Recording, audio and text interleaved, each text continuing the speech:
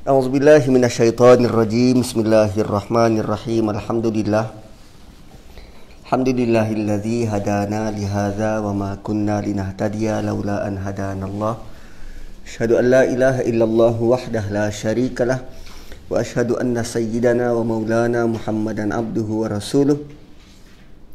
Allahumma salli wa sallim wa barik ala Muhammad wa ala ali Muhammad kama sallaita ala Ibrahim wa ala ali Ibrahim fil alamin innaka Hamidum Majid. Rabbi syrah li sadri wa yassir li amri wahlul 'uqdatam min lisani yafqahu qawli. Subhanak la ilma lana illa ma 'allamtana innaka antal alimul hakim. Assalamualaikum warahmatullahi wabarakatuh. Alhamdulillah, setinggi puji dan syukur buat dan milik Allah Subhanahu wa taala. Salawat dan salam kepada Rasulullah sallallahu alaihi wasallam dan kepada ahli keluarga baginda, para sahabat dan mereka yang memberikan sepenuh komitmen kepada agama ini, terutamanya orang-orang yang beriman dan beramal soleh sehingga hari kiamat. Untuk pertemuan kali ini, sebelum kita pergi lebih jauh, saya nak menyentuh beberapa benda tentang ayat ke-60 suratul Kahf. Ada beberapa nota, cumanya kali ini saya tak teruskan suratul Kahf. Nota saya semua tertinggal. Yang ini ad hoc, nota yang ada dalam handphone je. Kita akan pergi ke juzuk 30 malam ini. Tapi sebelum tu, dalam ayat 60 tu, kenapa Allah menggunakan perkataan fata li fatahu, kan? Wa id qala Musa li fatahu. Fata ni maksud dia pemuda ataupun dalam kes ini pembantu. Bayangkan tuan-tuan, Musa nak pergi belajar. Nabi Musa nak pergi belajar dan dia boleh saja memilih untuk pergi seorang diri, kan, tanpa membawa siapa-siapa. Tapi dalam proses ini dia bawa satu orang pemuda. Dan kalau kita lihat waktu Nabi Musa keluar daripada Mesir, ratusan ribu Bani Israel ikut turut serta. Jadi kali ini bila dia nak pergi belajar, kandidat untuk ikut dia tu dah tentu ramai. Kan, tuan guru nak pergi belajar, oh dah tentu mereka eager nak ikut. Tolak tepi orang yang tak suka kepada agama ni. Tapi pengikut-pengikut Nabi Musa itu sendiri dah tentu ramai. Dan pemuda ini terpilih untuk mengikut Nabi Musa, which is suatu yang luar biasa. Dan Allah tidak pun menamakan dia. Kita tahu nama dia daripada hadis Nabi, tapi Allah tidak pun memberi nama, kecuali Allah panggil dia sebagai Fata. Kenapa begitu? Dan Fata ini pula adalah suatu panggilan yang menunjukkan kemesraan, yang tidak menunjukkan standard, tetapi menunjukkan kemesraan, which is kalau translate kepada bahasa Inggeris kita panggil sebagai my boy. Ataupun dia bukan ke arah budak suruhanku, tetapi ke arah anakku ataupun pembantuku. So, itu maksud Fata. So, satu sudut yang kita perlu lihat adalah bila pemuda ini terpilih dan ikut berjalan dengan Nabi Musa, tugasnya apa? Hanya bawa makanan, kan? Which is tugas remeh, macam orang gaji ke, macam itulah tugas-tugas yang remeh untuk dihandle. Dan kalau yang viral baru ni, guru pula disuruh merangkak. Sepatutnya hubungan antara Musa diibaratkan macam guru dan anak murid. Hubungan guru dengan anak murid ni, sepatutnya anak murid ni dia perlu bertindak semacam Fata ini. Apa pun disuruh buat. So, sebagai anak murid, dia perlu mengurus ego. Nak menjadi pelajar yang baik, dia perlu mengurus ego. Selepas daripada ini nanti, Musa juga perlu mengurus ego dia. Bila dia menjadi anak murid. Sekarang dia jadi guru. Dan Fatah ini menjadi anak murid. So Fatah ini dia kena berkhidmat, bersedia berkhidmat kepada guru. Okey. Itu satu part. Second part, yang ini mungkin sudah disebut sebelum ni, Musa bila dia bercakap qala li fatahu la abrahu, aku tidak akan tinggalkan tempat ini. Dia tak kata la nabrahu, kita tak akan tinggalkan tempat ini. Kenapa dia bahasakan diri dia sendiri sedangkan mereka berdua? Kan? Dia tak kata selagi kita tak jumpa, kita takkan berhenti. Tapi dia kata selagi aku tak jumpa, aku tak akan berhenti. Musa menunjukkan komitmen sebagai seorang guru. Mungkin memberi isyarat kepada anak murid dia, kalau kau tak sanggup, tak apa, aku boleh gerak sendiri. Tapi sebagai role model, guru nak menunjukkan role model, aku personally, aku tak akan berhenti. La abrahu hatta ablugha majma'al bahraini au amdiya hukubah. Dan dalam ayat itu sendiri, dia menunjukkan bahawa tiada time frame yang ditentukan oleh Musa. Boleh jadi sepanjang pencarian ni tak jumpa pun tempat tu. Dan sekarang ini kita belajar, kita perlu ada time frame pula. SPM dapat keputusan ni, masuk U. Bila masuk U, ambil ijazah, kena certain masa. 4 tahun, 3 tahun, master 2 tahun, PhD next 3 tahun. Ada time frame. Musa mengajar kita melalui ayat ni, sepatutnya sesi pembelajaran itu kekal sepanjang hayat. Dia tiada tempoh masa untuk kita merasa, okey, aku sudah jadi super sayan dalam bidang bahasa Arab. Tak.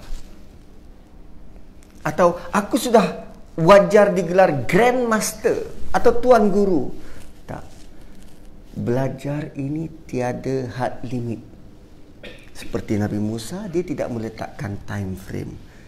So itu sedikit throwback tentang ayat-ayat sebelum ni. Okey. So boleh buka surah An-Naba juzuk yang ke-30. Kerana tak bawa buku Kahfi itu, tak dapat nak teruskan, kita lompat ke surah An-Naba dulu. Juzuk yang ke-30, surah yang ke-78, mengandungi 40 ayat.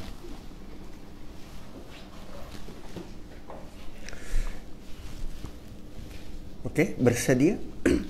Allah mulakan surah ini dengan suatu pernyataan tentang manusia yang sering bertanya-tanya, amma yatasaalun.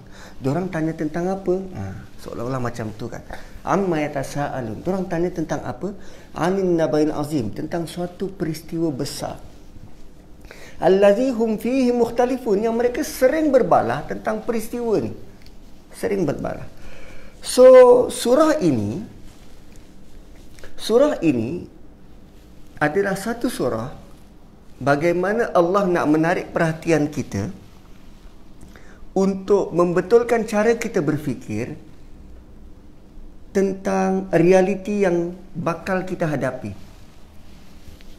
Sebelum surah ini, surah Mursalat, Allah ulang 14 kali, wailun yawma idzin lil mukazzibin.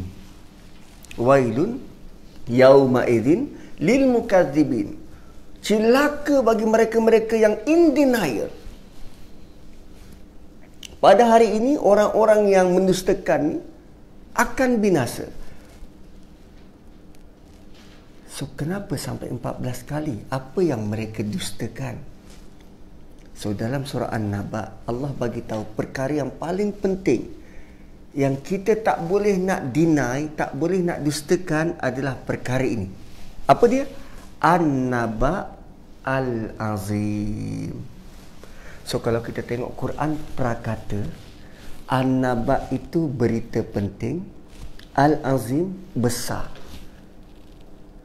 Dan daripada dua perkataan tu, dia langsung tak sebut tentang kebangkitan. So kalau tengok dalam kurungan tu, berita kebangkitan manusia hidup semula menerima balasannya. Part mana Allah sebut kebangkitan? Tak ada. Tapi word by word Allah sebut Anin Naba'il Azim, suatu berita utama yang paling besar, paling penting. Apa dia? Kita pun tak tahu. Sebab belum dijelaskan. Kita pun tak tahu. So, berita pentingnya apa? Manusia sering bertanya-tanya. Yatasa'alun, sering tertanya-tanya. Dan dalam pada bertanya-tanya ni, Allah sudah pun beri jawapan daripada juzuk pertama. Sekarang ni kita sudah sampai juzuk yang ke-30. Jawapannya sudah pun terbentang sebelum ini. Tapi mereka masih ngada-ngada nak tanya. Malah bukan sahaja bertanya, allazi hum fihi mukhtalifun, mereka berbalah dan berdebat. Cuba perhatikan pendapat-pendapat tentang hari kiamat. Kita akan jumpa macam-macam pendapat. Ada yang kata kiamat ini hanya sekadar macam yang terpapar dalam filem 2000. Kan? Filem 2000 tu, The World's End. Apa jadi? Ada kapal besar, sebahagian bumi tenggelam dan sebahagian lagi meletup. So bumi yang tenggelam ni, untuk selamat daripada banjir besar ni, kita bina kapal. Itu je idea dia tentang kiamat. World's End. Ada lagi idea tentang kiamat kalau boleh tengok filem 2012. Satu tahun 2000, satu tahun 2012. Dan ada pula pendapat tentang kiamat ni, dia kata kalaupun kita kiamat, semua orang mati dan dibangkitkan, dan kita go to heaven. So heaven ni bentuknya macam mana? Semua putih dan ada orang tua, kita nampak orang tua dan kita duduk santai-santai je macam tu. So macam tu di syurga, macam tu. Habis neraka macam mana? Oh, neraka penuh dengan bunyi-bunyian yang bingit. Heavy metal, rock. Saya dulu peminat Metallica, Sepultura, apa lagi? Tak, Lavender tu Melayu.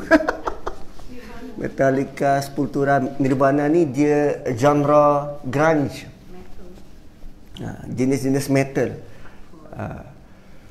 So, diorang punya idea tentang syurga dan neraka tu begitu. Ada yang kata tak, benda tu semua tak ada.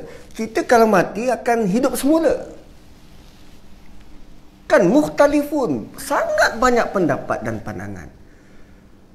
So, bila mereka tertanya-tanya, dah pun diberitahu sebelum ni tapi masih mengada-ngada nak tanya, maka cara Allah jawab ayat 4 dan ayat 5. Allah jawab macam mana? Kalla saya'lamun summa kalla saya'lamun. Cara Allah jawab ni special. Kita kalau tanya cikgu, kiamat tu macam mana? So cikgu pun akan terangkan kiamat tu begini dan begini dan begini. Tapi tidak kali ini. Sama macam kalau anak murid tanya, cikgu, suntikan rubella tu macam mana? Sakit tak? Betul ke kena suntik? Betul ke pakai jarum? Betul ke dia suntik kat tangan? Dekat dahi tak boleh? Kan budak-budak yang curious tanya. Dan cikgu nak terangkan pun susah. Tak boleh nak tunjuk. So, cikgu cakap macam mana? Nanti korang akan tahu. So, cara Allah jawab, kalla saya'lamun, aku dah terangkan berpuluh kali, korang tak nak dengar, nanti korang akan tahu. So, Allah jawab like a boss. Summa kalla saya'lamun. Korang jangan risau, nanti korang akan tahu. Ulama berbagi pendapat tentang kalla saya'lamun, summa kalla saya'lamun. Kenapa perlu dua kali? So, kali pertama adalah tiupan sangkakala pertama. Semua mati. Summa kalla saya'lamun. Kali kedua adalah tiupan sangkakala kedua. Semua bangkit dan bertemu dengan the exact reality. Luar biasa. So, bila Allah kata tentang An-Naba Al-Azim, kan? Ini boleh kan ditarik sikit. An-Naba Al-Azim. Macam mana nak translate dalam bahasa Melayu? Naba, berita penting. Dia nanti naba'a tu boleh jadi perkataan nabiyun. So, utusan yang diutus oleh Allah. Nabiyun membawa berita yang sangat penting, menentukan kita selamat atau tak selamat di dunia hingga akhirat. So, naba tu dah berita utama. Azim pula. So, kalau sekarang ni kita nak cakap apa? Breaking news macam masih kurang pentingnya tu. Which breaking news? Huge breaking news. Explosive news atau wow, menarik tu. Huge, explosive, super duper. An-Naba'ul Azim tu indicate bahawa berita ini sangat penting. Okey. So, selepas daripada tiupan sangkakala pertama, tiupan sangkakala kedua, apa berlaku pada manusia? Kita akan menghadapi hari kebangkitan. Okey. Kemudian kita akan hadapi mahsyar. Bila lama berada di mahsyar dan manusia sudah tak tahan, so dia pergi jumpa dengan para nabi dan rasul, mohon nabi dan rasul mohon pada Allah supaya dibuka hari hisab. Selepas mahsyar kita ada hisab, yaumul hisab. Selepas saja dihisab, apa akan jadi? Kita akan pergi sama ada ke syurga atau ke neraka. So, mengikut ilmu kita yang sangat terbatas, daripada banyak hari ini, mana yang paling penting? Mana? Bangkit, mahsyar, hisab, syurga atau neraka? Semua penting. Semua penting. Tapi di sisi Allah, ada satu hari yang kita perlu bagi priority, perlu jadikan dia matlamat supaya hidup kita ni terarah. Wow. Which is selepas ini. Yes. Okey, Allah pilih bangkit. Cuma bagaimana? Sebab Allah tak sebut An-Naba'ul Azim tu sebagai bangkit, tak? Tak sebut pun. Dia cuma kata An-Naba' Al-Azim, kan? Tak sebut pun tentang bangkit. Tapi bagaimana kita boleh dapat kesimpulan bahawa An-Naba'ul Azim tu sebagai bangkit? So, Allah jelaskan beberapa ayat selepasnya. Bermula ayat 6 hingga ayat 13. Ayat 6 hingga ayat 13. So, kita tulis 6, 7, 8, 9, 10, 11, 12 dan 13. Dari ayat 6 hingga 13. Ini nak dapatkan conclusion bangkit tu. Okay? So, ayat 6, alam naj'alil arda mihada. Bukankah kami jadikan bumi itu terhampar, Mihada, hamparan ataupun terhampar. Mahdiyun, buai. Mahdi itu buai kan. Utlubul ilma minal mahdi ilal lahdi. Mahdi itu buai. So bumi ni Allah ciptakan dengan sangat selesa. Punya selesa sampai kita tak bangun tahajud malam. Terbuai mimpi kan. Sangat selesa. Dan manusia mencari pelbagai sebab untuk hidup dengan lebih selesa dan lebih selesa. Dan sampai ke satu tahap, punyalah dia cari keselesaan. Akhirnya dia pergi masuk hutan dan tidur atas kemah ataupun tidur atas padang dengan langit terbentang luas, dan dia temui, oh, punya selesa tanpa sebarang katil pun. So alam naj'alil arda mihada, bukankah kami jadikan bumi itu selesa? Wal jibala autada, dan kami jadikan gunung autada, pasak. Saya sebelum ni ada pernah jumpa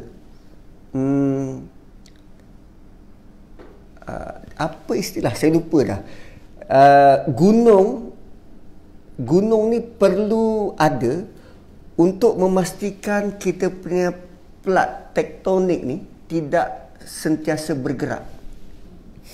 Dia sebagai pengimbang. Dia memang jadi pasak supaya plat tektonik kita ni tidak bergerak. Bayangkan kalau gunung ditarah dan dia menjadi tidak seimbang, akhirnya bumi kita akan kerap gempa.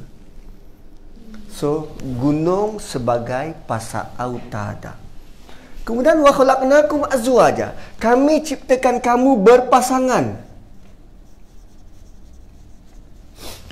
So pasangan, suami isteri, lelaki perempuan berpasangan. Wa khalaqnakum azwaja wa ja'alna naumakum subata, kami jadikan tidur kamu subata, untuk berehat. Wa ja'alna laila libasa, kami jadikan malam kamu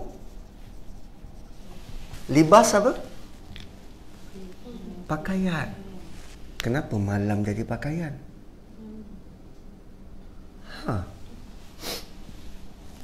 Kenapa malam jadi pakaian? Libasa juga digunakan dalam ayat 187 surah Baqarah. Ayat tentang Ramadan.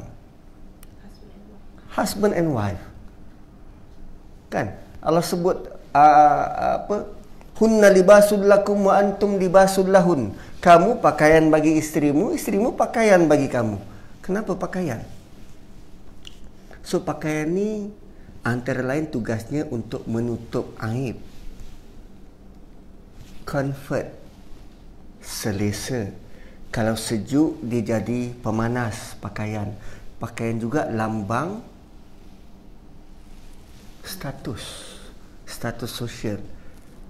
Kalau tak, kita tak adalah membuat etika berpakaian ke majlis rasmi. Menunjukkan status sosial. Kan agung pakaian dia begini, Perdana Menteri pakaiannya begini, kalau yang baju nombor 1 pakaiannya begini.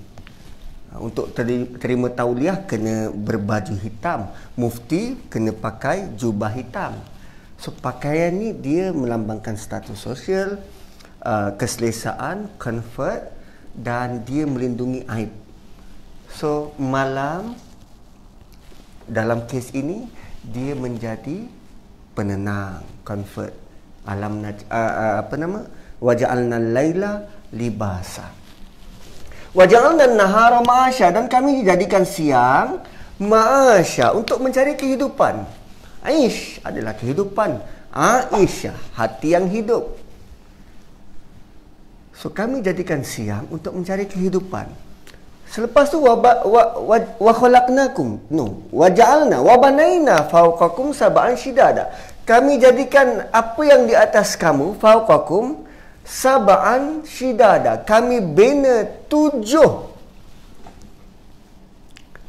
binaan kukuh di atasmu.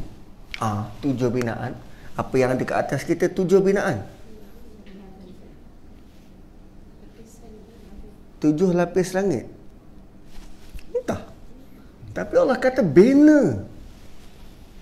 Fauqakum, banaina, kami bina. Fauqakum sab'an, 7 shidada, binaan yang kukuh.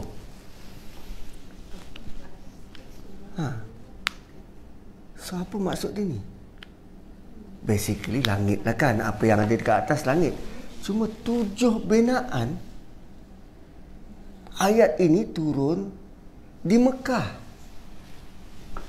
7 binaan. Waktu tu mana ada teleskop? 7 binaan. Dan kalau berkesempatan, pergilah jumpa dengan Dr. Adlika, saintis termuda Malaysia kan. Belum kahwin, umur 20-an. Pakar astronomi.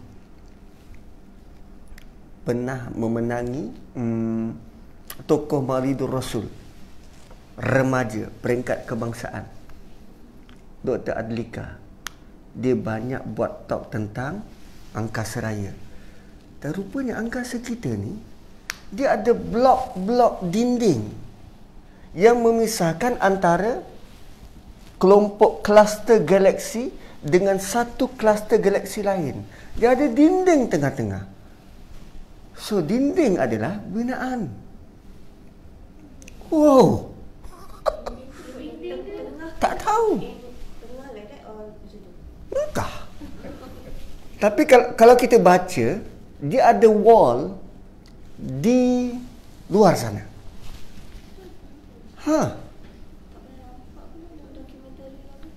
Ada, saya pernah baca. Boleh cari. Memisahkan antara kluster-kluster galaksi. Kita ni satu galaksi dia, Bima Sakti.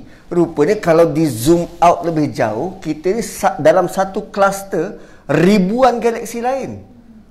Dan antara satu kluster dengan satu kluster galaksi lain, dia ada wall, ada dinding. Punya besar. Dan Allah kata dalam surah lain, wa zayyana as-samaa'a ad-dunya bimasabih. No. Kami hiasi langit dunia bimasabih, dengan bintang-bintang. So sejauh mana kita nampak bintang itu baru sebatas langit dunia. Wow. Tapi dalam ayat ini Allah kata kami jadikan langit di atas kamu 7 binaan yang kukuh. Kenapa binaan yang kukuh? Sebab nanti akan berfungsi bila Allah jelaskan pula ayat di bawah. Apa jadi pada langit bila kiamat. Di atas Allah kata kukuhnya langit, di bawah Allah kata kami hancurkan. Langit pun boleh hancur, lagi kita.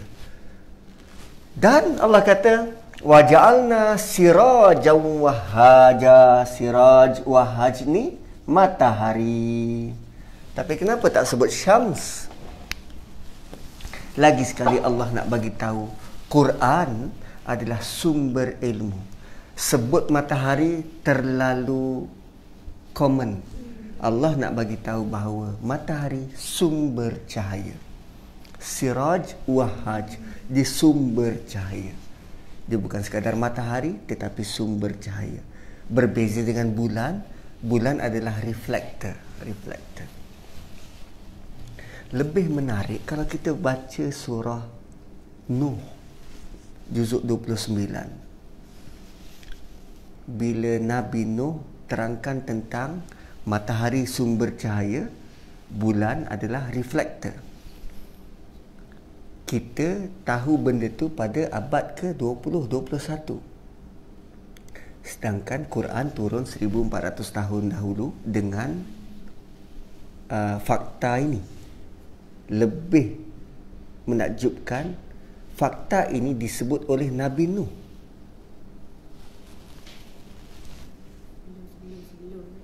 Fakta ini disebut oleh Nabi Nuh. Dan kalau kira dia punya dapatan fosil tu 8,000 tahun dulu dah tahu tentang benda ni. Dan waktu tu dah ada teknologi untuk tahu ke macam mana ke, atau dah ada orang pergi kaji bintang, tak tahu, kita pun tak tahu. Tapi fakta itu terletak, termaktub dalam Quran, hasil daripada ucapan Nabi Nuh. Matahari sebagai sumber cahaya, bulan sebagai reflektor. Dan kita rasa kita punya teknologi mendahului orang terdahulu. Nampak macam silap besar gitu kan. So, Allah sudah pun bentangkan tentang hari kebangkitan. Ada sebut tentang hari kebangkitan? Tak ada. Tapi Allah datangkan misal, contoh, supaya kita tengok apa kaitan dengan ayat di atas. Amma yatasaaluna 'anin naba'il 'azim alladhi hum fihi mukhtalifun. Kalla saya'lamun summa kalla saya'lamun. Kemudian tiba-tiba Allah cerita tentang bumi, gunung berpasangan tidur malam, siang, langit dan matahari. Apa kaitan? Atau nak tukar topik lain? So, cuba kita tengok bumi. Seluas mata memandang bumi, kita nampak objek paling obvious, gunung. Sama macam langit, seluas kita memandang langit, objek paling besar kita nampak matahari. So, bumi dan matahari, gunung, bumi dan langit, gunung dan matahari berpasangan. Oh, kita tak pernah tahu pun gunung tu pasangannya matahari. Selalunya kalau kita kata berpasangan, matahari pasangannya apa? Bulan. Itu tanggapan kita. Rupanya matahari berpasang dengan gunung. Dari sudut yang paling jelas dilihat.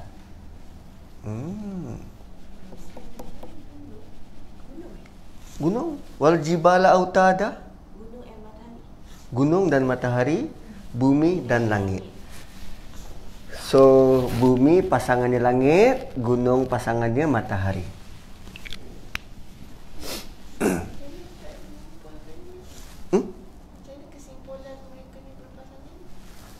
Bumi luas terbentang, objek paling besar atas muka bumi, gunung.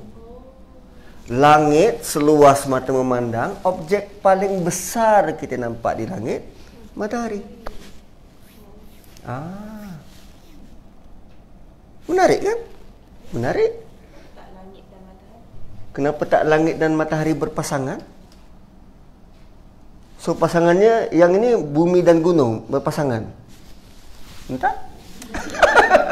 Tapi kenapa sebut bumi dan di sini sebut langit? Sebab selepas daripada ini Allah sebut malam dan siang, libasa, pun kaitan dengan berpasangan suami isteri ini. Tempat lain tadi disebut hunna libasul lakum wa antum libasul lahun. Kaitan libas tu dengan pasangan suami isteri. So di sini Allah sebut tentang malam libas, kaitannya malam dan siang satu pair, pasangannya apa? Manusia yang hidup sebagai suami isteri berpasangan. So suami perlu ada perangai malam dan siang, isteri juga perlu ada perangai malam dan siang. So isteri bila dia berperangai malam, romantik, caring, suami juga perlu buat macam tu, caring dan romantik. Ini tak adalah kita kaku dan kayu, kan? Macam siang kering, dry. Tapi untuk menjadikan suami supaya tidak siang, kita pelan-pelanlah dia bawa daripada siang tu asar menuju maghrib. Tak adalah terus gelap gelita. Tu nanti dia punya penjelasan pada ayat 14, 15 dan 16. Bagaimana nanti ini semua ni berfungsi. Okey. So sekarang kita ada pasangan bumi, langit, gunung, matahari, malam, siang dan berpasangan. Apa yang tak ada pasangan? Tidur. So, tidur tadi disebut apa? Waja'alna naumakum subata. Kami jadikan tidur kamu tempat rehat. Dan tidur ni pula, dia adalah sebahagian dari mati. Kan? Biasanya kalau kita tidur, pasangannya bangun. So, kalau tidur, pasangannya bangun. Kalau mati, takkanlah tak bangkit. So, Allah nak daripada penerangan berpasangan ini, kita come out dengan conclusion An-Naba'ul Azim adalah bangkit. Marvelous. Luar biasa. Yes.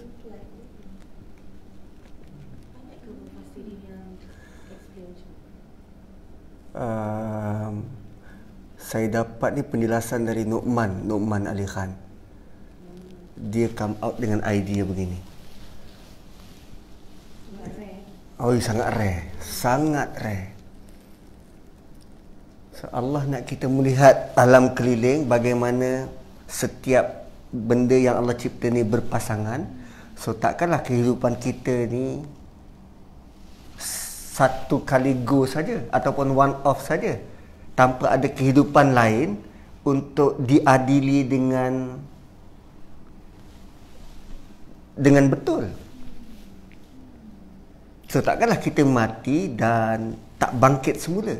Sebab tu Nabaul Azim ataupun hari kebangkitan ni menjadi fokus point yang Allah nak kita letakkan di hadapan. Okey, sebelum kita pergi jauh, berapa penting hari kebangkitan ni? Cuba tengok surah A'raf ayat 14. Surah A'raf ayat 14.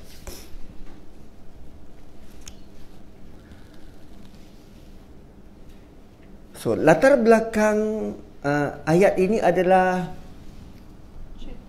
bila Allah Subhanahu Wa Taala selepas peristiwa diarahkan semua malaikat sujud pada Adam, semua sujud kecuali Iblis, maka Allah tanya pada Iblis, kenapa tak sujud?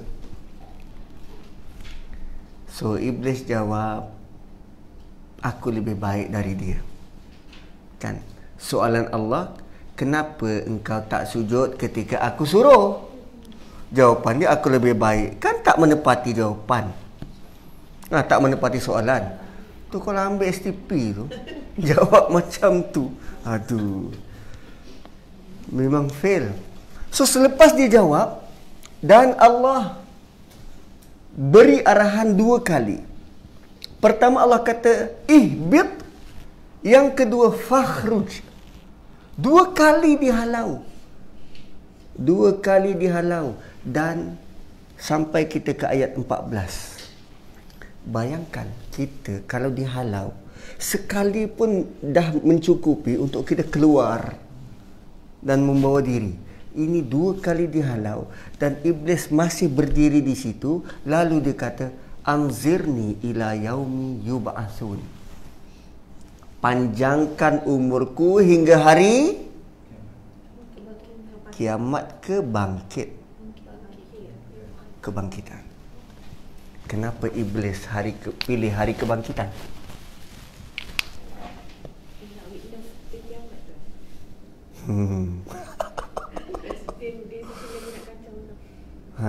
Kenapa sampai hari kebangkitan? Anzirni ila yaumi yub'atsun. Kenapa tak sebut anzirni ila yaumil mahsyar atau yaumil hisab atau yaumul qiyamah? Kenapa yaumi yub'atsun? Sebab kita punya pemahaman, bila sebut kiamat aja, ini semua kiamat. Atau ini semua berlaku selepas kiamat. Kenapa dia sebut spesifik hari itu? Dan Allah sebut spesifik. Allah tak sebut secara spesifik, tapi Allah kata An-Naba'ul Azim, tapi merujuk kepada bangkit. Jeng jeng jeng.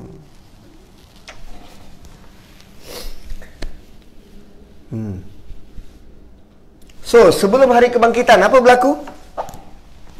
Kita ada tiupan sangkakala pertama, kemudian tiupan sangkakala kedua. So, tiupan sangkakala pertama ni bermula kiamat yang besar, semuanya hancur dan semua mati. Tapi iblis nak dia mati bila? Di sini. Okay? Dia nak mati di sini. Sini ni semua makhluk mati. Di sini tiupan sangkakala kedua, semua makhluk hidup, bangkit. So in between ni, bila semua raja mati, semua makhluk mati, Allah bertitah, mana raja-raja yang berkuasa dulu? Di sini hanya Allah sahaja yang hidup, semua makhluk mati. So iblis punya intention, dia nak hidup bersama Allah di sini. Satu. Yang kedua, bila semua makhluk bangkit dan dia mati, apa chances untuk dia pergi ke mahsyar? Tak ada, dia mati. Dia bakal dihisap, dia mati. Dia bakal ke neraka. Oh, sorry, aku dah mati.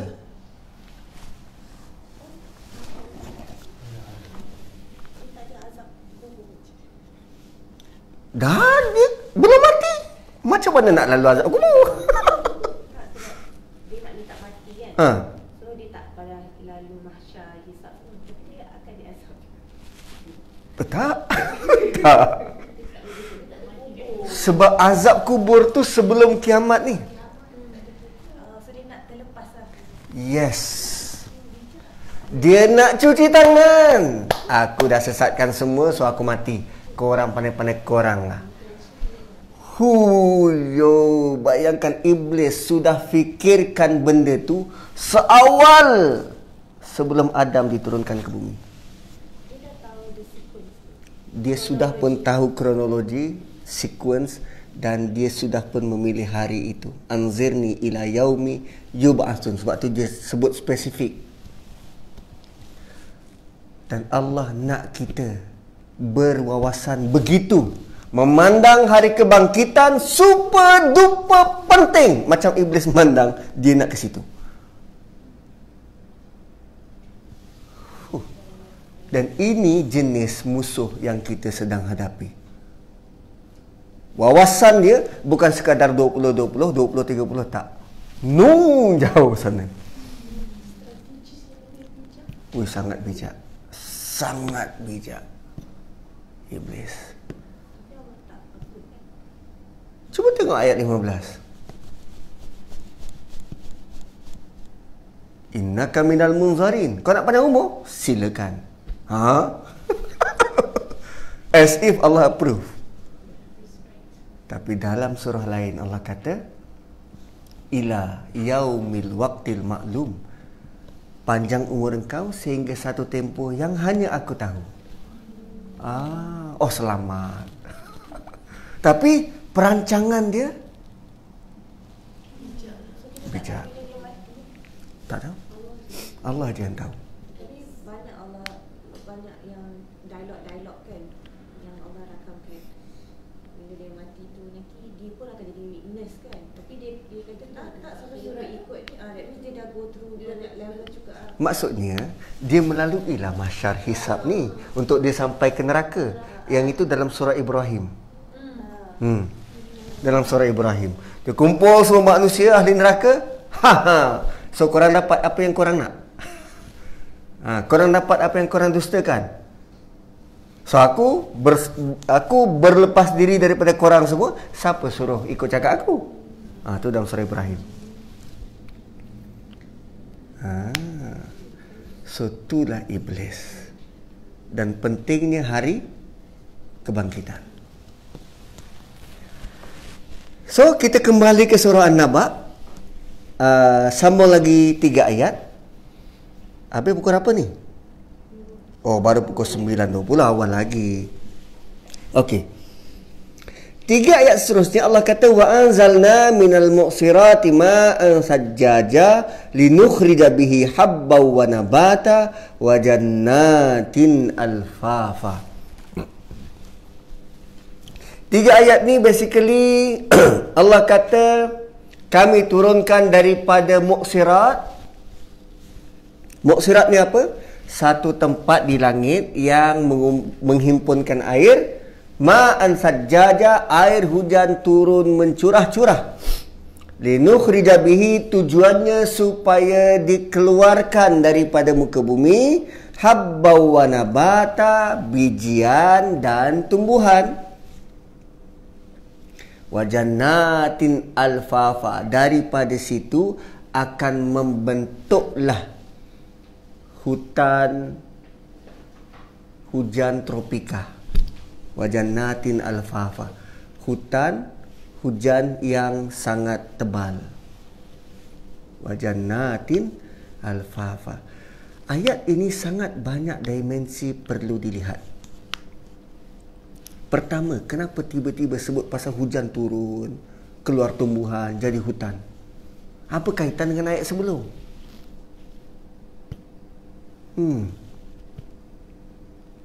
Kan seolah-olah 3 ayat ni macam terasing dengan kebangkitan. Tu macam mana nak relate? Okey. Sebelum sampai ke situ, kita kena tengok juga tentang sequence ayat ni. Air, hujan turun. So air tu dari mana? Langit. Turun membasih apa? Bumi. Sebelumnya ada sebut tak pasal langit bumi? Oh, ada. Selain daripada langit bumi, apa lagi pihak yang terlibat secara langsung dengan aktiviti turun hujan, tumbuh ni, matahari? Dan siapa yang menerima hujan ni? Gunung. Dan banyaknya pokok-pokok tumbuh di pergunungan. So Allah ada sebut tentang bumi, langit, matahari dan gunung. Oh, rupanya hasil kerjasama antara langit, bumi, gunung dan matahari akan hasilkan tumbuhan. Dan dari keberkatan kerjasama, daripada kerjasama yang begitu cantik, bukan saja tumbuh satu tumbuhan, tetapi dia menjadi berkat daripada satu pokok menjadi hutan belantara. So itu bentuk kerjasama, satu contoh bentuk kerjasama antara langit, bumi, matahari dan gunung. Hasilnya jannatin alfafa. Bayangkan tuan-tuan, punya hebat kerjasama ni sehingga Allah gelar apa yang ada di bumi sebagai jannah. Huyo, jannah. Yang selama ni kita duk imagine atau kita duk harap, bumi ni Allah tak pandang, kita nak pandang syurga, so biarkanlah bumi ni. Sedangkan Allah sebut di sini hasil kerjasama yang begitu akrab antara langit, bumi, gunung dan matahari ini akan hasilkan jannah. Bukan saja satu, tapi jannatin. So jangan abaikan flora fauna ni. Wow.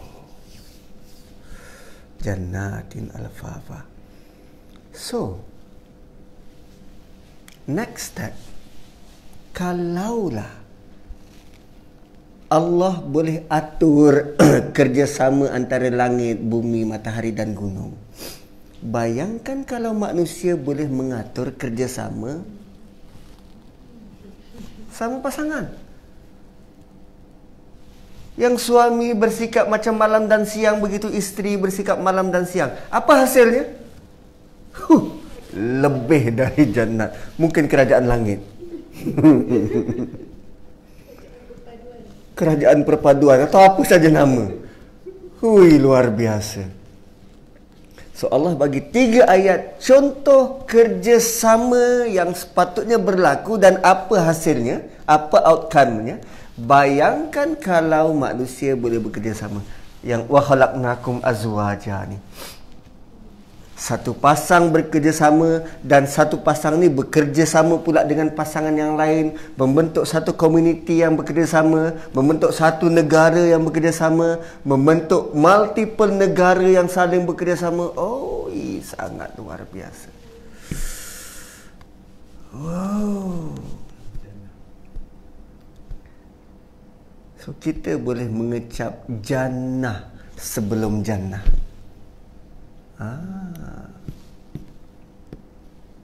Cuma bila kita gagal memahaminya, barulah masuk ayat inna yaumal fasli kana miqata. Akan ada satu hari yang sudah pun ditetapkan, hari itu dijadikan hari pemutus. Fasl, senggang ataupun pemutus. Macam ni faslun, kelas, kerana dia ada dinding. Kalau tak ada dinding, kita tak panggil dia kelas, kita panggil dewan. Satu dia ada senggang dia tu, dinding. Fasl, inna yaumal fasli kana miqata. Hari pemutus sudah pun ditetapkan. Hari pemutus sudah pun ditetapkan. Dan yauma yunfakhu fis sur fatatuna afwaja. Hari di mana ditiup sangkakala. Yauma yunfakhu fis sur, ditiup sangkakala, fatatuna, lalu kamu datang afwaja, dalam kumpulan. Dalam kumpulan, ya, kumpulan kita bekerjasama tu. So kita datang dalam kumpulan-kumpulan kita yang sefikrah, yang sama hala tuju. Kalau hala tuju kita hanya sekadar 10-50 tahun, kita akan dikumpulkan bersama dengan orang yang hala tuju dia hanya 10-50 tahun. Kalau kita selalu berpegang teguh dengan prinsip dan sentiasa berlaku jujur, maka kita akan dikelompokkan dengan Abu Bakar As-Siddiq, pemegang panji-panji kejujuran. Kalau kita firm dalam pandangan dan pendapat kita, boleh membezakan yang ini salah, yang ini betul, kita mungkin dikelompokkan dengan Umar Al-Khattab, Umar Al-Faruq. Sebagai dia sangat membezakan antara yang benar dan yang salah. So, fatatun afwaja, kamu akan didatangi ataupun didatangkan dalam kelompok-kelompok. Wa futihatis sama fakanat abwaba, lalu langit dibuka. Tadi langit dibina dengan kukuh. Sekarang langit dibuka, lalu kamu nampak macam dia penuh dengan pintu. Fakanat abwaba wa suyiratil jibal fakanat saraba, lalu gunung. Allah sebut langit dan Allah sebut gunung. Allah tak sebut matahari dan Allah tak sebut bumi. Langit dan gunung. Sebab waktu itu sudah berlaku kekacauan. Langit dibuka, nampak berpintu-pintu. Gunung suyirat. Suyirat ni berlayar. Pernah nampak gunung Kinabalu berlayar? Paling tinggi kita pernah nampak gunung Gempa. Tapi bayangkan gunung belayar. Belayar. Sama macam yang dalam surah Kahf sebelum ni kita pernah lalui. Wasuyiratil jibalu. Bukan. Apa ayat dia tu? Yang al-malu wal-banuna zinatul hayatid dunya wal baqiyatus salihatu khairun inda rabbika thawaba wa khairun amala wa yawma nusayyirul jibal wa taral arda bariza Hari di mana kami layarkan gunung, lalu nampak tanah yang selama ni tak pernah nampak, tanah yang ada di bawah gunung tu kamu nampak dengan jelas. Kenapa dilayarkan?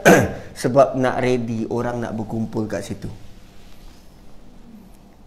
Mahsyar adalah di mana Allah ratakan bumi, gunung semua diterbangkan, so biar tanah tu rata, lapang, orang boleh berhimpun. Dia tak sama macam kita nak buat bersih perlu minta permit, kena ada dekat padang tertentu. Tapi Allah buat semua menjadi rata, korang kumpul kat situ. Wow.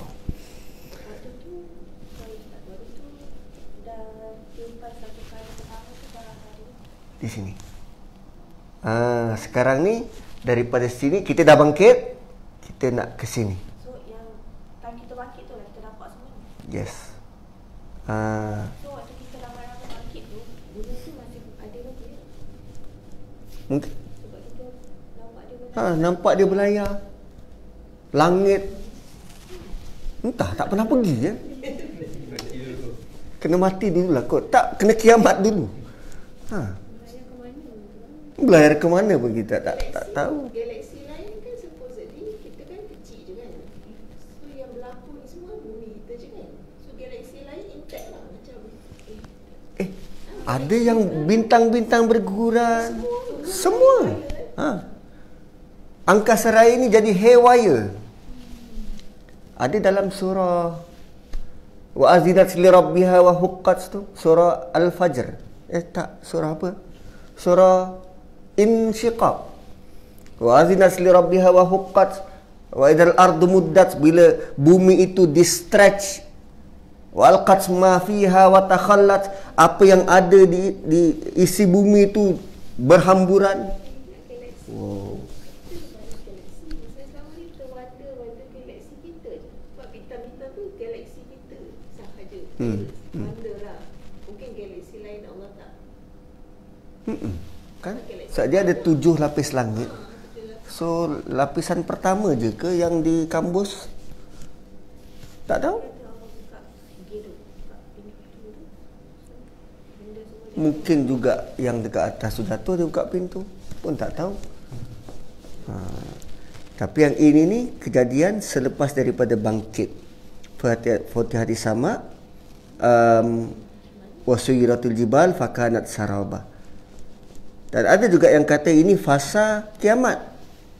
Sebab nanti inna jahannama kanat mirsada, iaitu baru tiba di mahsyar, kamu akan nampak neraka Jahannam itu mengintai-ngintai. Mirsada, mengintai-ngintai. Macam harimau yang sedang mengintai nak menerkam mangsa. So, maksud Jahannam itu sendiri berasal daripada perkataan harimau yang sedang mengintai mangsa dia. Wow. Semana tak tergambar. Ready to ambush. Inna jahannama kanat mirsada. So nanti ayat 31 Allah sebut tentang inna lil muttaqina mafaza. Orang-orang bertakwa ni mafaza, asal perkataan fauz. Fauz ni berjaya, hasil daripada tekanan, dugaan, berbeza dengan falah. Kenapa tak guna falah? Falah ni usaha. Fauz ni hasil daripada himpitan, hasil daripada kesukaran. So sukar apa? Kenapa sampai sangat cemerlang? Malah inna lil muttaqin, bukan lil mukminin, bukan lil muslimin. Wih, mengerikan.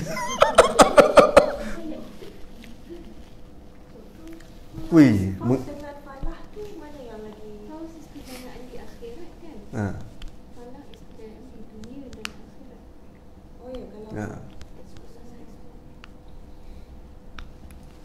kalau kita tak akan ada kejayaan. Malah dia bukan kata fauz, mafaza. Mubalaghah. Apa yang berlaku sehingga dia layak diberi honor begitu? Adakah kerana berjaya melintasi titian sirat tanpa dikait? Kan? Kita duduk flat, nak jalan daripada blok A pergi blok B, flat 9 tingkat. Berani tak kita merentas blok A pergi blok B hanya dengan sekeping papan? Dan bayangkan nak merentas, di bawah ada neraka, sedang mengintai nak kait. Dan kalau kita berjaya lintas, cukup ke sekadar kata tahniah? Mafazan adalah perkataan paling tepat. Lain. Lain. Macam mana nak explain kan? Macam mana nak describe mafazan kan? Bahasa kita mafazan ni macam word dia. Apa ya? Kalau bukan tahniah jadi lebih baik. Apa yang lebih tinggi dari tahniah? Marvelous problem. Tahniah 3,000 macam mana? Oh, itu cinta 3,000. Aduh, apa yang lebih daripada itu? Oh, itu luar biasa dah. So inna jahannam kanat mirsada. Jahannam itu sedang mengintai lit-taghina ma'aba. Dia mengintai siapa? Orang-orang yang melampau ma'aban. Tagha ni melampau, ma'aban, dan jahannam itu sesuai untuk dia kembali. Lit-taghina ma'aba, ayat 22. So tagha, taghin, jamak. Tagha kita tahu perangai Firaun, kan Allah sebut banyak kali. So orang-orang ni adalah level Firaun. Kita tak kot harap-harap macam itulah, meninggal dalam husnul khatimah. So golongan yang tagha ni, yang level dengan Firaun, labisina fiha ahqabah. Ini hancur. Labisin, dia menetap di dalamnya. Biasanya perkataan labasa ni, labisin, untuk menetap dengan sangat selesa.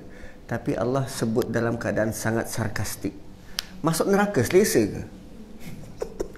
Tapi Allah sebut dengan sangat sarkastik sebab masuk neraka, dia bukan saja diseksa fizikal, tapi diseksa emosi.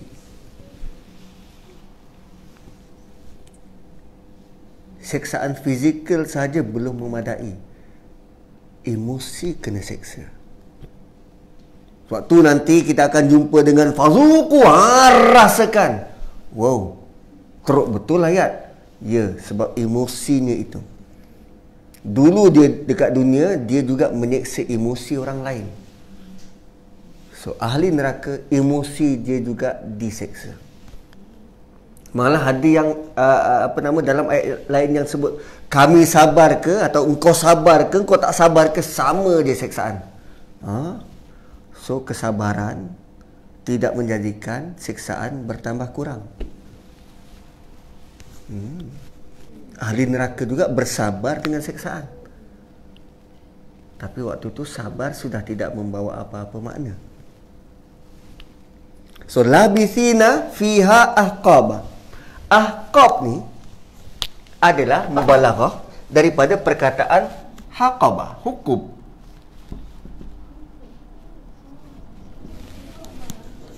Kan? Hukum. So, satu hukum, Ibnu Abbas kata, satu hukum bersamaan 80 tahun. 1 tahun sama dengan 12 bulan, 1 bulan 30 hari, 1 hari sama dengan 1000 tahun dunia. Wow. Satu hukum 80 tahun sama dengan 12 tahun, 1 tahun sama dengan 12 bulan, 1 bulan sama dengan 30 hari, 1 hari sama dengan 1000 tahun dunia. Cuba kira. So satu hukum basically berapa juta tahun dunia? Lebih kurang 24 juta tahun. 1000 darab 30 darab 12 darab 80. Lebih kurang 24 juta. Itu satu hukum. Ahqaba, mubalaghah, plural, super plural. Kalau plural, paling rendah 3. Tapi super plural, never ending. Cuma kenapa Allah tidak guna perkataan abadan, selama-lamanya? Dalam ayat lain, khalidina fiha abada, kekal di dalamnya selama-lamanya, tanpa menggunakan perkataan yang ada, yang boleh dikira. Kan, ahqaba kan boleh dikira. At least ada satu tempoh masa yang lambat laun dia akan keluar juga, walaupun mungkin jutaan tahun lamanya. Why? Sebab nak menyeksa emosi. Nak menyeksa emosi.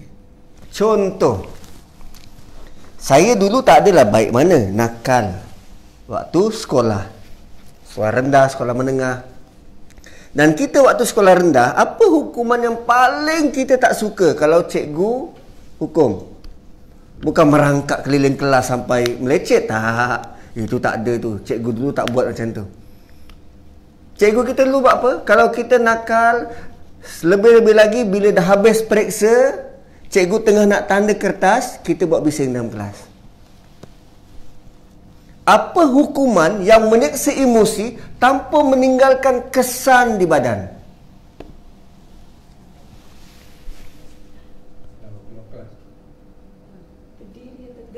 Kalau keluar kelas, nampak. Kelas lain akan nampak, dia malu. Berdiri atas kerusi, takut jatuh, dia malu. Waktu rehat, stay 10 minit, saya tunggu. Itu sangat menyakitkan hati. Orang lain rehat, kita tak boleh. Rehat 30 minit.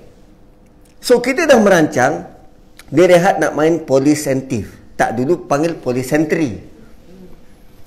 Rehat nak main polis sentri, aku nak jadi polis, ataupun aku nak jadi pencuri.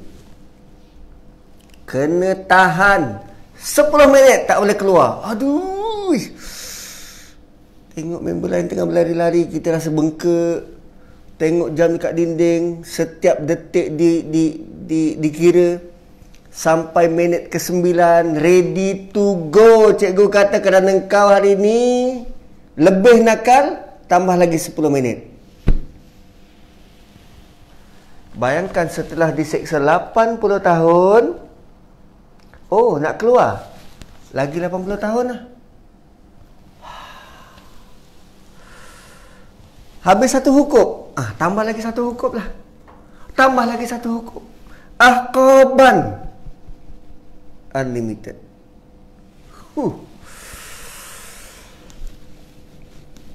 So, emosi dia sangat terseksa. Sebab tu Allah guna perkataan labithina fiha ahqaba.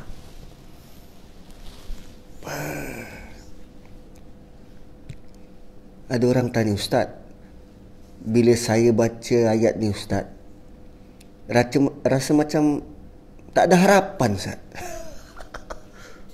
Jangan macam tu Tuhan. Ini ni Allah sebut tentang litaghin. Tagha ni level Firaun. So bentuk siksaan begini. Dan Allah kata apa? Jazaa'u wifaqa. Inilah balasan yang setimpal. Tak lebih, tak kurang. Aduh. Wifaqa. Wifaqa ni tak lebih. Sebab kalau dia buat satu kesalahan yang DP weightage dia 80 kilo, Allah akan seksa dia dengan weightage yang sama 80 kilo. Sebab kalau Allah bagi dia seksaan 81 kilo, zalim. inilah siksaan yang sama, ideal. Wow, sama. Apa yang dia buat? Innahum kanu la yarjuna hisaba. Dia langsung tidak mengambil kira hisab ini dalam hidup dia. Oh, so kita sudah pun melalui bangkit, sudah pun melalui mahsyar, sekarang Allah sebut tentang hisab. Oh, sebab tu surah ni mahal. Allah nak kita berpandangan jauh. Kita mula-mula pandang dulu bangkit. Sebab tu kita perlu bangkit di dunia supaya bangkit di akhirat selamat. Selepas tu nanti kita akan diiring ramai-ramai ke mahsyar. Dan kalau khawatir untuk tidak hidup lama di dalam neraka, yarjuna hisaba. Rojak, harapan kita, perbuatan kita ini diiringi dengan adanya bayangan aku bakal dihisab. Innahum kanu, dulu la yarjuna, dia tidak mengharapkan hisab. Dan Allah tidak pun sebut orang ni kafir tak kafir, Islam tak Islam, mukmin tak mukmin.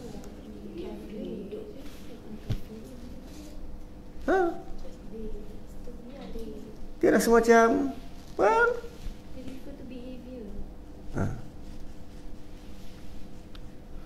apa yang dia buat, hari hisab tu tidak menjadi sebahagian daripada timbang tara. Atau dia rasa I'm okay. Kau macam kafir. Dia kata cerita pemilik 2 kebun. Kalau aku mati nanti, aku akan dapat lebih baik daripada ni. La yarjuna hisaba. Itu kesalahan pertama. Kesalahan kedua, wa kazzabu bi ayatina kizzaba. Bila sebut saja kazzabu, cuba tengok surah Mursalat, 14 kali Allah ulang tentang wailu yauma idzil lil mukazzibin. Nak tahu apa yang dia dustakan? Baca surah Mursalat. Sini Allah bagi conclusion dia. Sebab tu kena baca surah sebelum. Wa kazzabu bi ayatina kizzaba. Kalau macam orang tu Muslim lah kan, so dia buat so dia tu tak apa, nanti later taubat Allah tu kan, maha pengasih penyayang. Is it consider, dia tak consider hisab tu dalam hidup dia? Macam consciously dia aware lah akan ada hisab tu, tapi dia tak pernah later on ataupun ambil mudah. Tapi dalam ayat ni Allah sebut tentang rojak, yarjun kan. Yarjun ni dia harap. So bila kita letak harapan, bukan sekadar pakatan. Bila kita letak harapan tu, harap ni adalah antara khauf dan rajak, yang tu dalam surah Ar-Ra'd tu. Macam mana nak tahu situasinya tu? Allah bawa contoh, kalau kita dengar guruh dan kita nampak kilat, apa kita rasa? Satu kita takut dan satu kita harap untuk selamat. Macam tu perlu rasa. Perlu ada takut dan perlu nak rasa selamat tu. Khauf dan rajak. Tu kena baca surah Ar-Ra'd tu. So Allah datangkan terus contoh.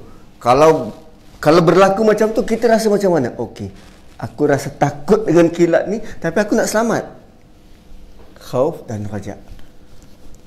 Bukan rojak buah tu, dia rojak atau rojak juga kan. So kita patut selalu dalam situ, in that situation lah, in that, ada dalam pertimbangan kita lah.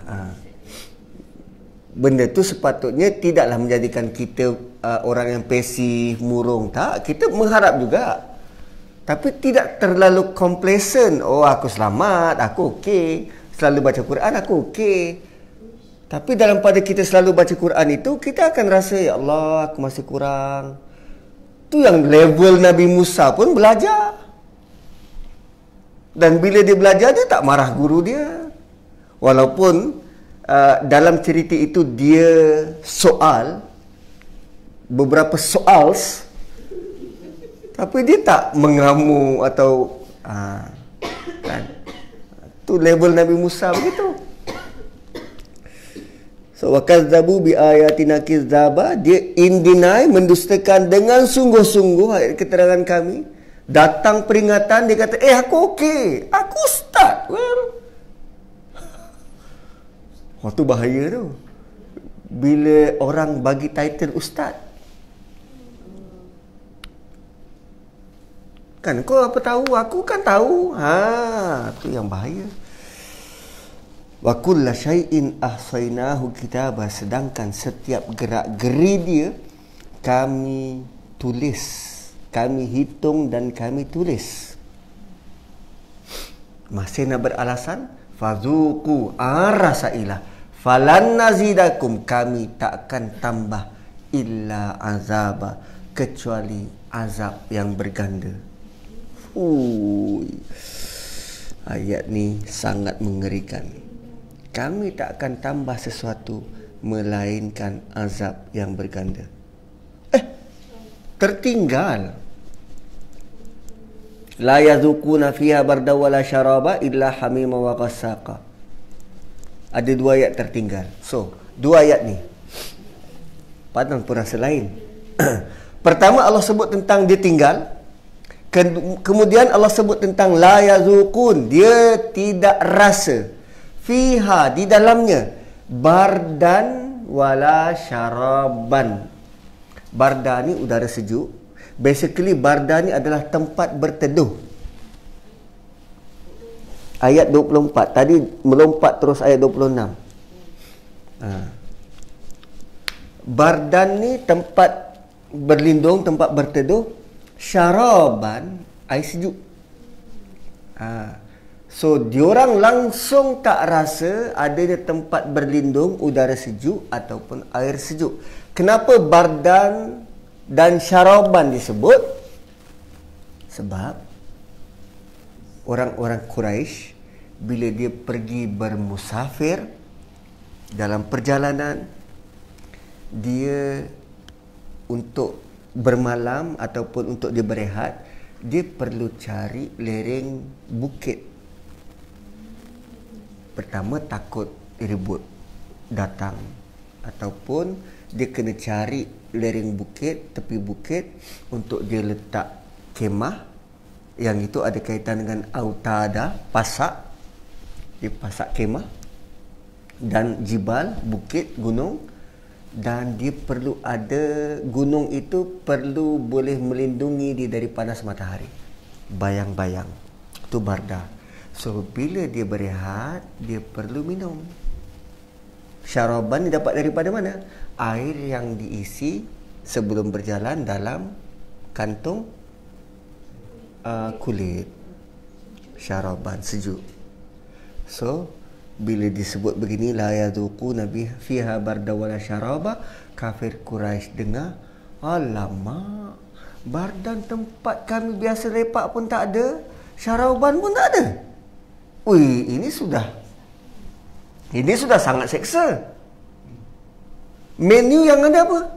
Kalau bardan tak ada, syaraban tak ada, apa menu yang ada? Illa hamiman wa ghassaqan. So, dua menu. Menu pertama hamim. Hamim ni apa? Dia tulis situ air panas menggelegak.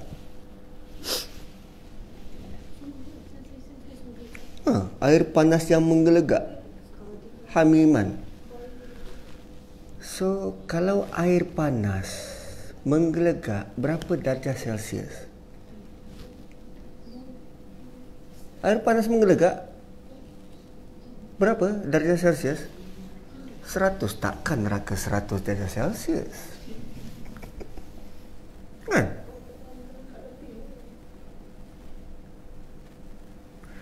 Kalau lebih, dia akan jadi wap.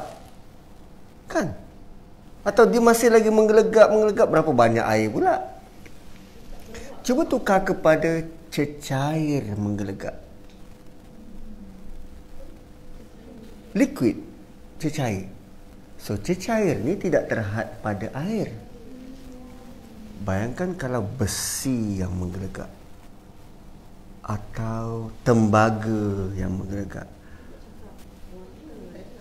Tak sebut air. Cecair. Cecair. Selalunya menggelegak ni cecair. Dan kalau kita nak buat gelas, kan gelas, dia daripada apa? Pasir yang dicairkan. So pasir pun boleh menggelegak, batu pun boleh menggelegak kalau kena dengan temperature. Selalunya orang panaskan, cairkan pasir untuk buat gelas sampai menggelegak ke? Tak. So kalau kita nak bandingkan neraka tu hanya dengan relau yang hanya boleh hasilkan cecair, belum ke tahap menggelegak, tak, itu belum sampai tahap. Menggelegak ni macam permukaan matahari tu.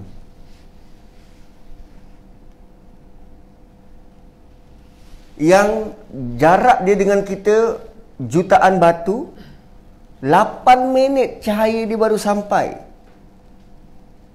Matahari tu punya jauh, cahaya kan laju. 8 minit berjalan baru sampai ke sini, dan waktu tengah hari kita rasa panas. Berapa jauh matahari tu. Dan neraka,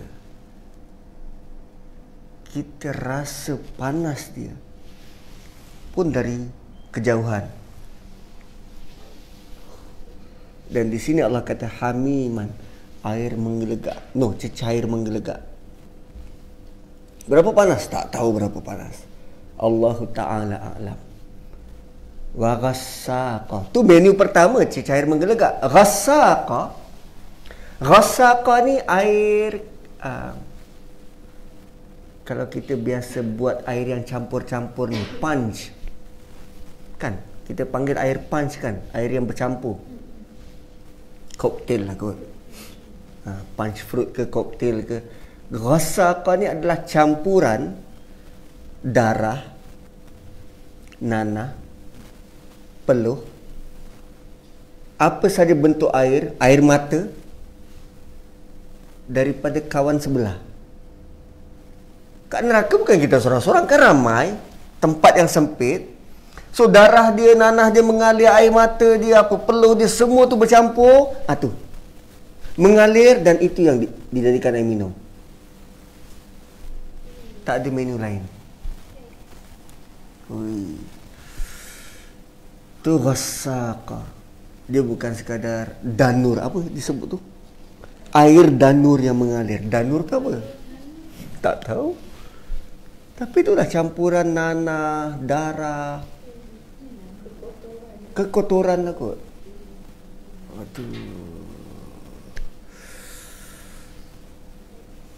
Satu, Allah sebut tentang dia tinggal di situ. Kemudian Allah bagi tahu apa yang dia tak dapat. Yang ketiga, Allah bagi tahu tentang apa yang menu yang terhidang. Sebab bila dia nak berehat, dia perlu kepada tempat teduh dan minuman. So lapar dan dahaga, dua menu ni yang ada. Wow. Dan tak ada pilihan lain. Jazaa wifaqa. Itulah balasan yang setimpal. Setimpal katanya. Apa yang dia buat sampai dia boleh diseksa begitu? Hanya kerana dua benda. La yarjuna hisaba wa kadzabu bi ayatina kizaba.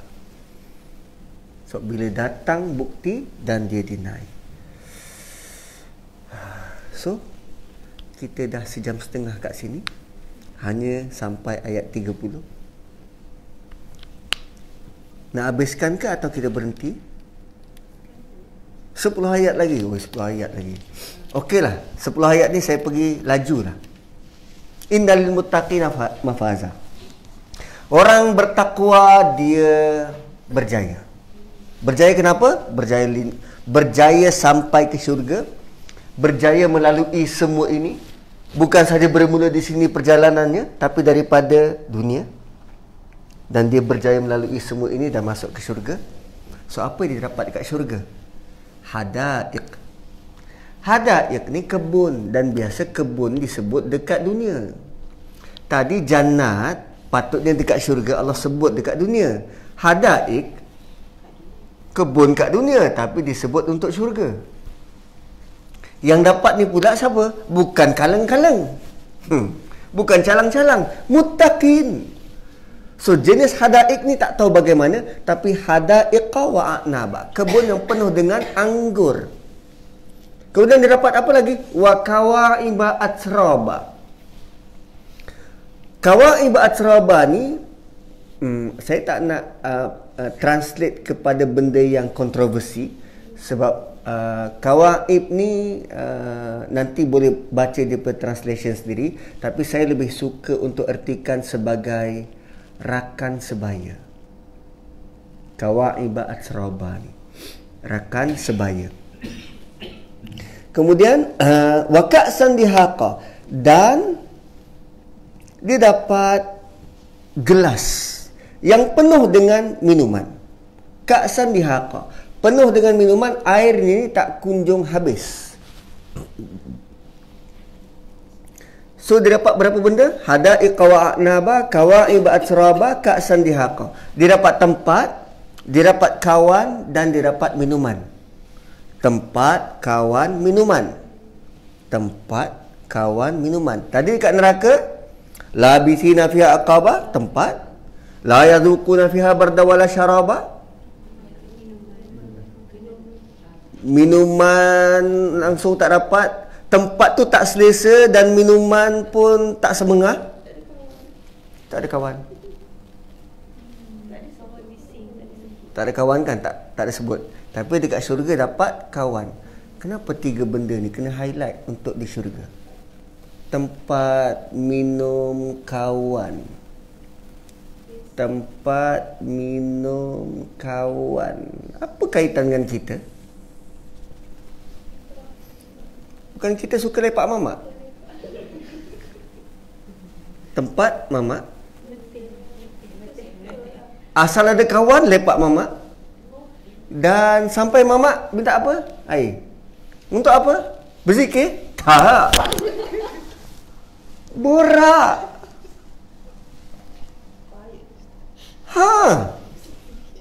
Itu yang kita suka. Kadang kalau jumpa reunion, sampai 2-3 pagi.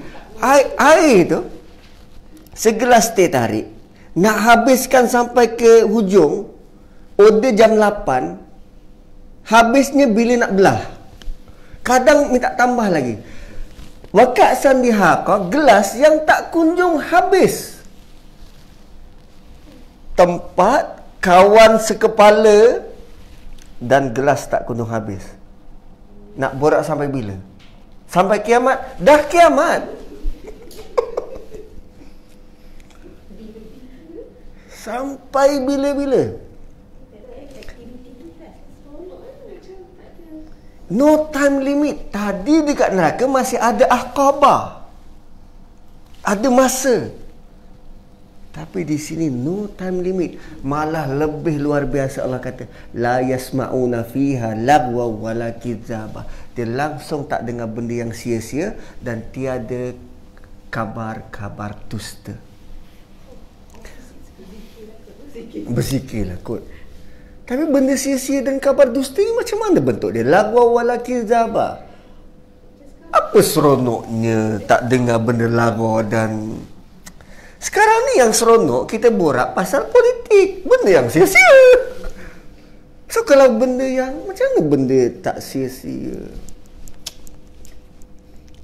Tuan-tuan, nak tahu tak kisah apa berlaku sepanjang perkahwinan Nabi Musa?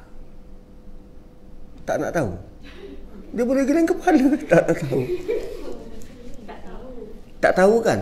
10 tahun dia berada di Madian, berkahwin dengan wanita tu. Kita pun tak tahu wanita yang mana, adik ke kakak, 2 orang wanita, mungkin kembar, mungkin tak. Tapi nak tahu tak dia punya, apa yang dia buat? Atau nak tahu tak macam mana Ibu Musa boleh mengasih, membentuk kakak dia tu sehingga dia boleh menyelamatkan Musa daripada...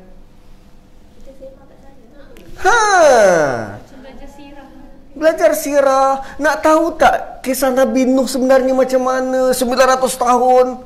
Wow. Panjang. Sangat banyak cerita-cerita itu bukanlah kok. Cerita-cerita itu benar, bukan kizabah. Nak tahu tak bagaimana Allah ciptakan dunia dan seisinya dalam tempoh 6 masa? Sangat banyak. Sains, sejarah, geografi. Huyo. Sangat banyak benda yang kita nak tahu. Curious. Orang spend so much on prophecy, conspiracy. Keturunan kita nak tahu juga. Atuk aku dulu macam mana yang muda-muda? Dah jumpa pula. 33 tahun. Aku 33. Engkau atuk aku dulu. Lah, hidup lagi engkau. Memanglah semua orang hidup. Aduh. Saya sangat nak tahu bagaimana muka Nabi Harun waktu Nabi Musa lempar tongkat jadi ular. Kan dia dengan Nabi Harun dalam chamber yang sama bersama Firaun. Ke Nabi Musa bagi tahu Harun, kejap lagi ada kejutan tau. Kau jangan terkejut. Entah-entah Nabi Harun boleh bersembunyi sama dengan Firaun kat belakang. Asal kau tak bagi tahu aku? Terkejut aku. Nak tahu reaksi Nabi Harun macam mana? Sebab Allah tak cerita. Nak tahu reaksi Nabi Musa waktu mula-mula lempar tongkat dan keluar ular. Waktu tu dia atas bukit, buka selipar tengah malam. Gila, kalau kita pun lari. Tapi sebab atas bukit nak lari ke mana? Buka selipar pula, bukit berbatu. Tengah malam nak nampak apa? Apa reaksi Nabi Musa? Sehingga Allah kata, tangkap, jangan takut. Tangkap dulu sebelum jangan takut. Wow, itu tawakal level paling tinggi. Kita nampak ular, tak payah ular, lipas. Tangkap. Patutnya engkau encourage aku dulu supaya jangan takut. Tangkap. Tapi arahan Allah, tangkap, jangan takut. Luar biasa. Sebab tu orang-orang yang begini, yang berjaya, Allah bagi tempat, rakan sebaya dan minuman. Waktu tu tak gaduh dah nak makan nasi kandar ke biryani. Tak. Bukan itu tujuan utama. La yasma'una fiha lagwa wala kizaba. Jazaa'an min rabbika ata'an hisaba. Kali kedua Allah sebut tentang jaza'. Tadi jaza'a wifaqa, ini kali jazaa'an min rabbika. Balasan special daripada Tuhanmu. Ata'an hisaba. Unlimited. Tadi wifaqa setara, ata'an hisaba melampaui kadar hisab biasa. Unlimited. So kita buat sikit dibalas berganda-ganda. Tadi buat satu balas serupa. Lain. So tadi bila kita baca tu macam hilang harapan. Sekarang bila baca ni, macam kembali pula harapan tu. Baru ada rajak, ya Allah, aku nak yang macam ni, bukan yang tadi. Tadi aku takut. Tengok bagaimana Allah gandingkan takut, khauf dan rojak, adanya harapan. Hebatlah Allah tu. Hebat. So last part Allah kata Rabbis samawati wal ardi wa ma bainahuma ar-rahman la yamlikuna minhu khitaba. Tuhan pemilik langit dan bumi yang mentadbir langit dan bumi serta apa yang ada keduanya, yang maha pemurah, dan mereka tiada kuasa berbicara dengannya. Apa maksud tiada kuasa berbicara dengannya? Waktu dekat mahsyar, semua orang beratur di hadapan Allah dan tiada seorang pun mampu untuk bersuara. Punyalah tak ada yang mampu bersuara sehingga malaikat yang paling rapat dengan Allah, siapa? Jibril, pun tak bersuara. Yauma yaqumur ruhu wal malaikatu saffa la yatakallamun. Hari di mahsyar, Jibril yang berbaris dengan malaikat, mereka langsung tidak bercakap illa, kecuali siapa-siapa yang diizinkan oleh Ar-Rahman wa qala shawaba, dan mereka hanya bercakap benda yang benar sahaja. Dzalikal yaumul haq, hari itu benar-benar akan berlaku. Faman syaa, so siapa yang nak, ittakhaza ila rabbih ma'aba, kembalilah kepada Tuhannya. Tadi Allah sebut tentang ma'aba, kan?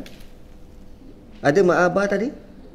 Littaghina ma'aba, dia kembali kepada Jahannam, itulah tempat kembali dia, ma'aba. Kali ini Allah kata faman syaa, siapa yang nak apa? Nak syurga ataupun nakkan kebaikan, ittakhaza.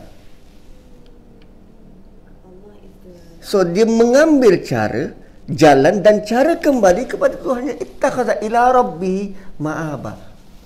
Allah tak kata ittakhaza ila Allah. Allah kata ila rabbihi, kepada Tuhannya. So sekarang kita kena kenal pasti mana Tuhan kita, atau siapa Tuhan kita. Rabb adalah Tuhan yang mengatur urus, Tuhan yang mentadbir. So sekarang ni kita meletakkan pentadbiran diri kita pada siapa? Pada kerajaan? Pada individu? Tu harapan tadi tu. So, bila berlaku krisis macam sekarang ni, ketidaktentuan kerajaan, bergantung harap kita ni pada siapa? Allah sebut secara jelas, tulijul laila fi tulijul laila fi bukan. Yang tulijul ta'til mulka man tasya wa tuzillu man tasya. Dekat hujung Allah sebut biyadikal khair. Harapan kita bukan pada kerajaan yang naik atau turun, tapi harapan kita adalah kebaikan itu di tangan Allah, walau siapa pun berada di atas. Wow, hebatlah. So tak perlu nak risau, sebab kebaikan itu hanya di tangan Allah, bukan di tangan siapa manusia yang berada di kemuncak kepimpinan. Tak. Walau siapa pun berada di sana, biyadikal khair, kebaikan itu di tanganmu Allah. So kita nak risau apa? So Allah menentukan kebaikan. Luar biasa. So inna anzarnakum, kami sungguh kami memberi ingatan kepadamu, azaban qariba, azab yang sudah sangat hampir. Yauma yanzurul mar'u, hari di mana satu orang, yanzurul mar'u, seorang melihat, ma qaddamat siyadah, bila setiap orang melihat apa yang telah dihasilkan oleh tangannya. Wa yaqulul kafir, dan berkata orang kafir. Apa maksud yanzurul mar'u ma qaddamat siyadah?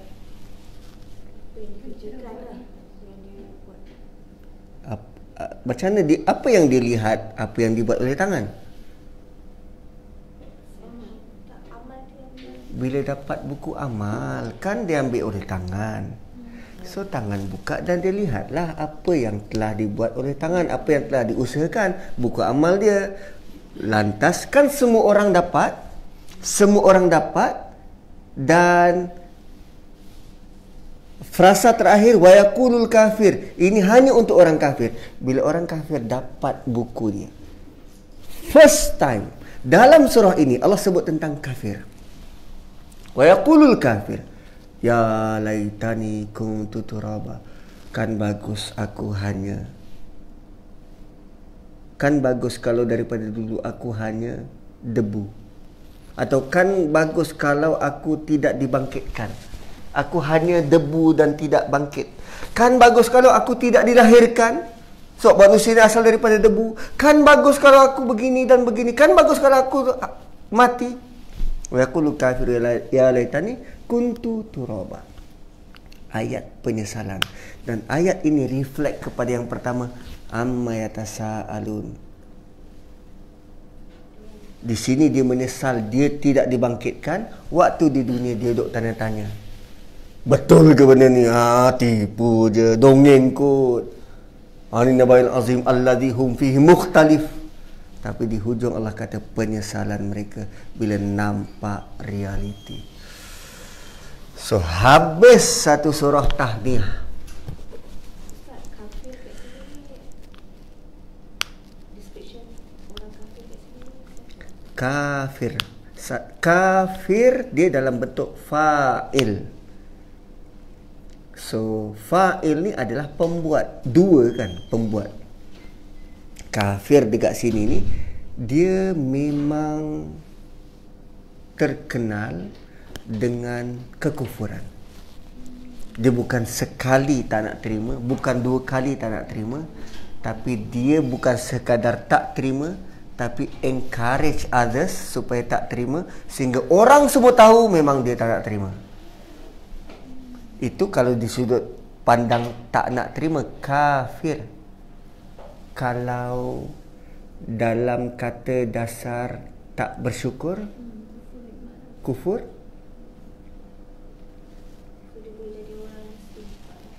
boleh jadi orang Muslim juga. Tapi selalunya kafir dengan fa'il kat situ tu orang-orang yang mengkufuri ataupun kafarah, in deny.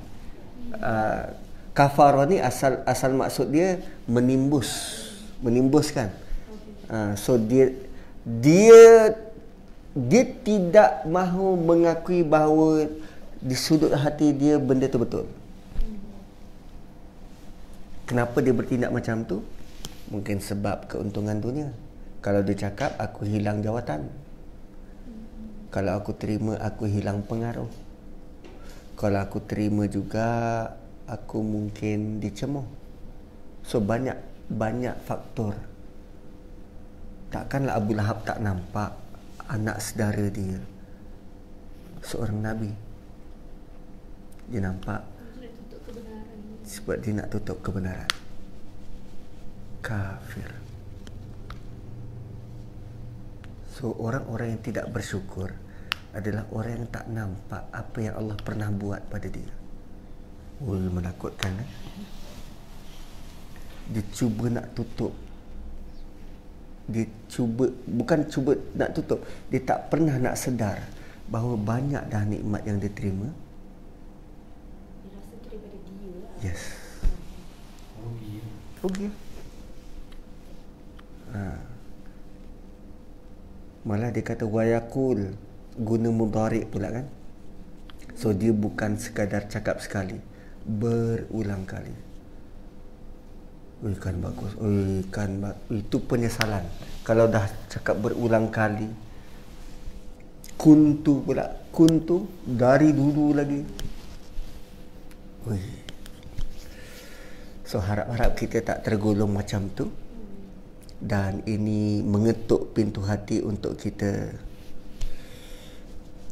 lebih nak faham tentang juzuk 30. Pertama, menguatkan lagi keyakinan kita pada hari kiamat dan what to do. Tadi Allah bagi tahu la yarjuna hisaba wa kadzabu bi ayatina kidzaba. So bentuk-bentuk pendenialan ni apa dalam bahasa Melayu? Deny apa? Penafian. Mungkin orang bagi tahu kebenaran dan kita tolak. Kita takut juga macam tu. Kadang kita kan suka argue dengan orang lain. Bila orang sebut dan kita pun tak tahu mungkin dia sebut tu adalah kebenaran dan kita ada pendapat kita dan kita nak mendahulukan pendapat kita. Nabi pernah pesan bahawa Nabi pegang ataupun Nabi sediakan rumah, bukan sediakan, di ayat tu adalah Nabi tolong jaga rumah di syurga khusus kepada orang-orang yang sanggup untuk meninggalkan perdebatan walaupun dia di pihak yang benar. Sebab takut kalau kita duk argue, lawan debat lagi, takut apa yang dia sebut tu kebenaran dan kita tolak.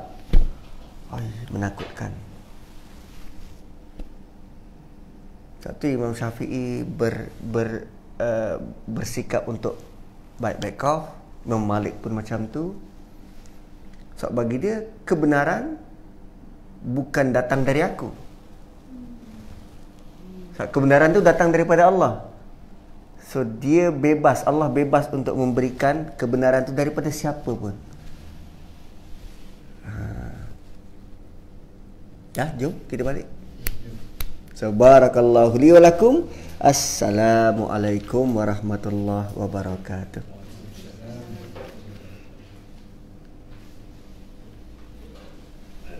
Boleh tutup lah. Kalau ada soal selepas tutup, kan nanti jawapannya merapu-rapu.